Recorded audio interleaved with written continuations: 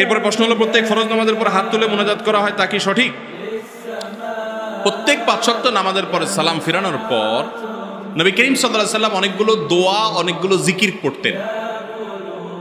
প্রায় ১০-১২টা দোয়া জিকিরের কথা আমরা একটা দোয়ার কার্ডে একত্র করছি, যেগুলো প্রত্যেকটা হাদিস দ্বারা প্রমাণিত। নবী সাল্লাল্লাহু আলাইহি ওয়াসাল্লাম এগুলো পড়তেন।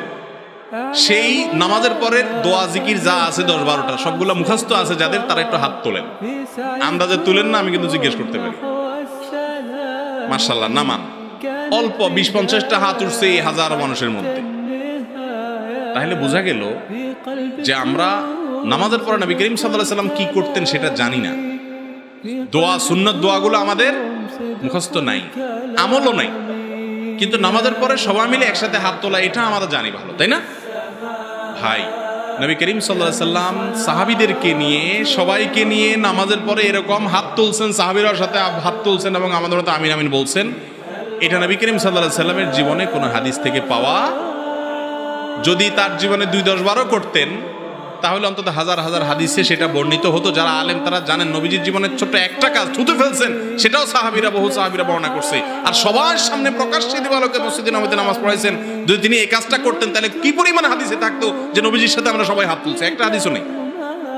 কথা কি বুঝাইতে পারছি? বাংলাদেশের সবচেয়ে বড় মাদ্রাসা হাটহাজারী মাদ্রাসা, সেখানে 5 ওয়াক্ত নামাজের পর সম্মিলিত কোনো দোয়া হয় না। প্রত্যেকে যার যার মতো দোয়া করে। নামাজের পর দোয়া কবুল হয়, যেন আপনি দোয়া করেন। সুন্নাত দোয়া জানেন না, কিন্তু এই সম্মিলিত রূপ প্রচলিত। বিশ্ব ইজতেমায় সেখানে নাই। মক্কাতে, মদিনাতে, হারাম শরীফে আছে, কাকরাইল মসজিদে আছে, বড় বড় মাদ্রাসাগুলোতে নাই। যে মাদ্রাসায় নাই সেখান থেকে পড়ে এসে আপনি এলাকাতে করতেছেন। তাহলে আপনি শিখলেন কি, করলেন কি? মেখল মাদ্রাসায়ও নাই, অনেক বড় মাদ্রাসা নাই। আপনাকে এরকম কোনো দিয়ে গুতা দেয়, উঠা হুজুর উঠেছে, আবার ইমাম নামায় ফেলছে, হয়তো ইমামের চাওয়ার শেষ, বেচারা আজকের দিনকাল ভালো, বিশেষ কিছু চাওয়ার নাই, খুব সুখে শান্তি আছে, রোগশোক নাই, বউ বাচ্চা সব ভালো, ফিটফাট, খাইয়া আসছে, পেটেটো ফুল, কোনো টেনশন নাই। উনি সংক্ষেপ দোয়া করে দুনিয়া শেষ করছে।